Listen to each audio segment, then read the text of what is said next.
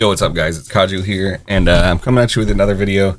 I posted my last video about where you should stream and why, and if you haven't watched that one yet, definitely go watch that. But I was catching up to the comments and making sure that I could respond as fast as I can. It's been a busy weekend, but I figured I'd drop a response on this one because it was a really solid question. The question was, how can I move my audience from other platforms to YouTube? And the answer is kind of broad, but you got to start out understanding a few things. So I wanted to just put into perspective, and this is the perspective I had, and these are the things that worked specifically for me when I was moving to YouTube. So basically, one of the big things that I'd say is understand that you are rebuilding a new community. It's going to be almost like starting from scratch. It's going to be difficult. It's going to be slow at first, and it's going to take time to obtain any sort of grip on where you're at. To say the least, it's going to be a struggle, but the struggle is going to be worth it in the long run. I've heard from a lot of people that whenever they have tried to go live on YouTube in the past, that it went nowhere.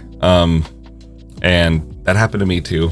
And I learned quickly that I had to start taking avenues, kind of like when I started again, to push my YouTube out. And now my YouTube's thriving more than any other platform that I go live on, because I've prioritized it so much that my viewers have prioritized it. A lot of my core community has moved over. So I'd like to say, don't give up off rip. There's going to be bad nights. There's going to be good nights. That's on any platform. And when you start out, it's going to take a minute for people to catch on that that's what you're doing. I will say implementing specific things is going to help you in the long run. And I'll be posting some of these things shortly after this video. I'm going to be posting multiple different things that I do in YouTube as far as features go, to help people know when I'm live and help people understand what I'm doing.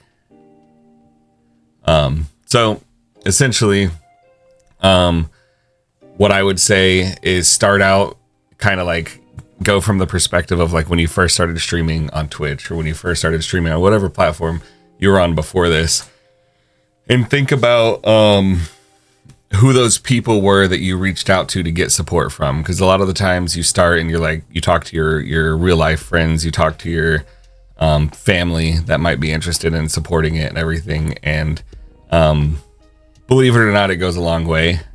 And the other side of this is understand that like most people have a YouTube account, and if they don't have a YouTube account, they have a Google or a Gmail account, which directly correlates to a YouTube account. And you can just like make the YouTube account from the Gmail account. They don't have to make a new password, make anything. They can literally just use that, transfer it over, and they can change their username to whatever they want on YouTube. The other side is also understand that you're going to be teaching people about a platform that a lot of people haven't been using for live streaming. So get all the knowledge you can. I've had to learn a lot about YouTube to be able to help people understand like what they're doing when they're watching. So one thing about YouTube is most YouTubes will set an auto encoder for anyone watching. What's cool about YouTube is everyone gets encoding. On Twitch, everyone does not get encoding.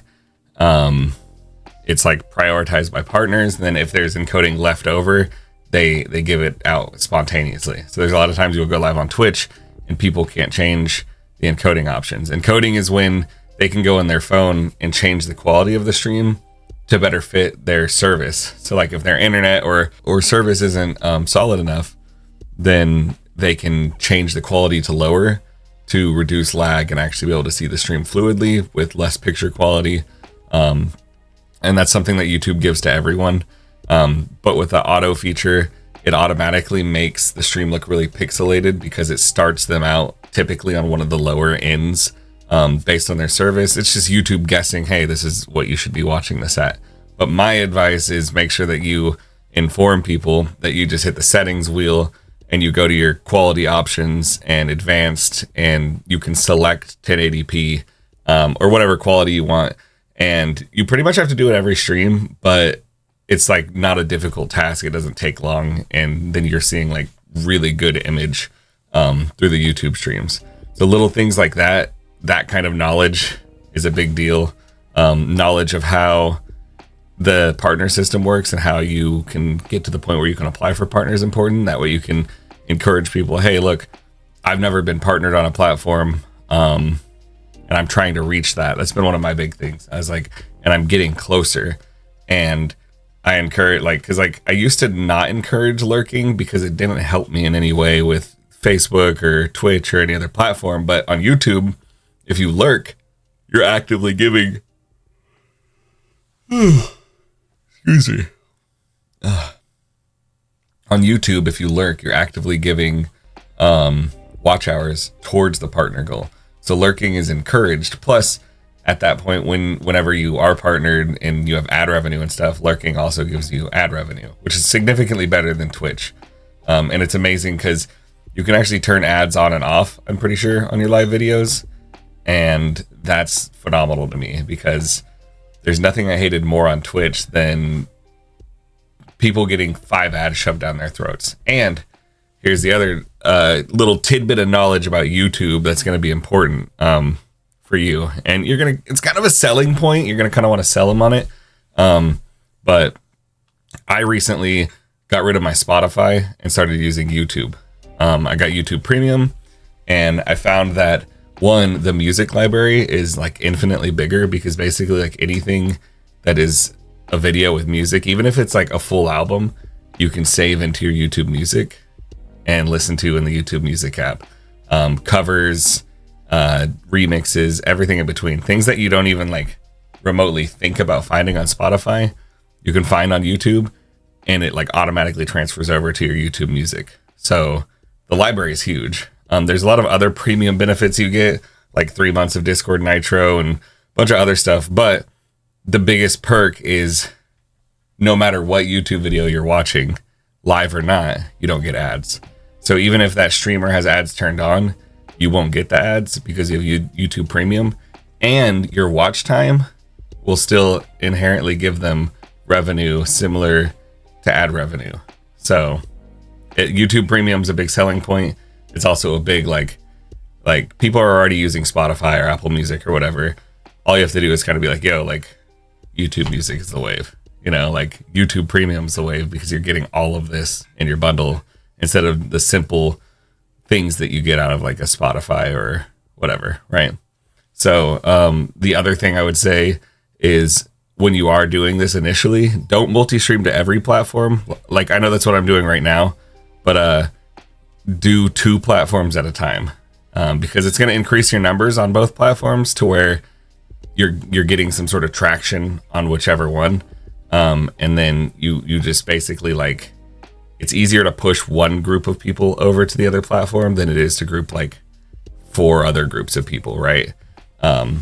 And eventually you can branch out and do like all the platforms at once, and then you'll have people trickle in on platforms, and you can just kind of individually. I think one thing that's helped a lot is individually calling people out, especially if I know them, or they're like a core viewer or an OG viewer. I'm just like, yo, it's been a long time. I miss you. I've been over on YouTube. That's my primary platform now. You should come over there. They're like, oh, I don't have an account. It's like, if you have a Google account, it's free. Oh, this and this and this, and just like kind of convince them. I think the best way to convince them is to keep your YouTube chat active to the best of your ability. And if you don't know how to do that, definitely start doing some research on that. Prioritize your YouTube chat and bring out features like bells and whistles for YouTube only that don't exist on other things. So one big way I do that is through my streamer bot. YouTube viewers can change my face filters. They can TTS to me. They can TTS to my teammates in game. There's a lot of stuff that you can do on my YouTube stream that you can't do on my other streams. And it like entices or coerces people to come over to YouTube. So basically like those have been a really big thing. One thing I'll say is bear with the slow growth at the beginning. Don't give up on yourself. Understand that you are like starting an entirely new community, and utilize the tools that YouTube gives you to grow as well. I definitely recommend using vidIQ if you haven't gotten it. It's free, but you could also pay for a membership. I pay $10 a month just to have the extra parts of it. And it's totally worth it. But create like a fear of missing out type energy in your YouTube stream that's going to get people that aren't in your YouTube stream interested in relaying over. So essentially make it really fun for everyone, but also like make it extra fun for YouTube, so that like it's like if there was a party going on and your friend went to the party but you didn't get an invite and you really want to invite so you can go to the party, and you try to figure out how to get to the party, right? Like same kind of vibe. You want to create that existence for everyone, people you know and people you don't know, and rely on your moderators, rely on your people, and let them know that like you're putting your trust in them, and that their help is incredibly detrimental.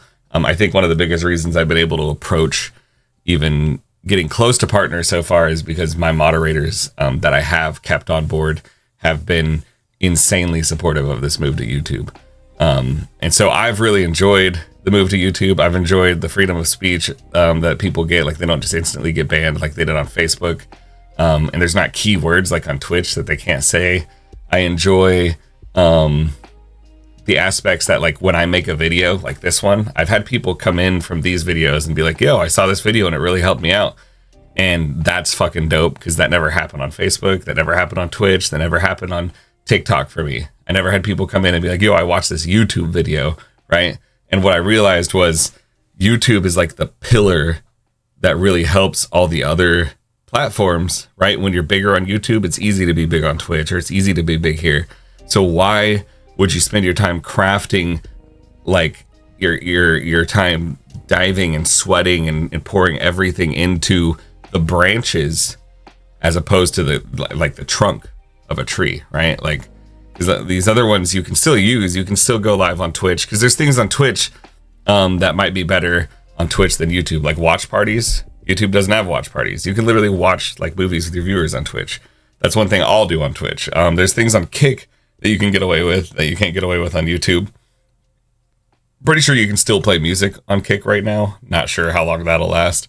And obviously the restrictions are a lot less. So if you're like trying to get away with something, don't risk it on YouTube. Just go do that on Kick, right? And then when you're doing that, encourage people to come over, okay? And then the other thing I'll say is encourage your goals. So like when you're like, oh dude, we're this close to this many subscribers, keep that on lock. One thing I have, I'll add it to the screen right now so you guys can see it.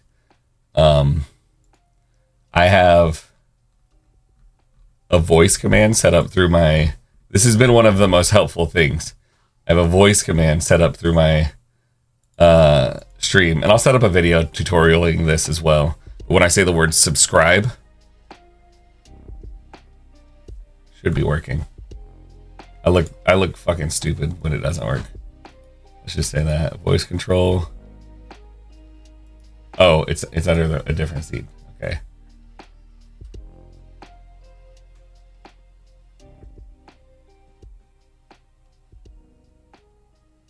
Here it is. Okay, so when I say the word subscribe,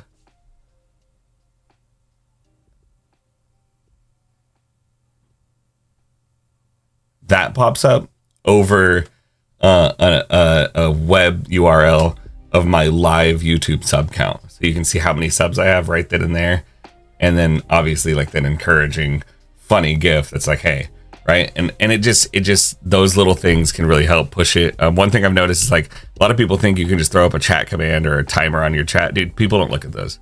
Honestly, just get rid of those for the most part, and keep chat commands tight niche to where it's like if someone's like, oh, I want to see your merch or I want to see this, have commands to be able to link those, right? But don't make timers really, because timers are just dumb. Honestly, at this point, timers, they don't get paid attention to. I have a couple of them, but I guarantee they don't get paid attention to.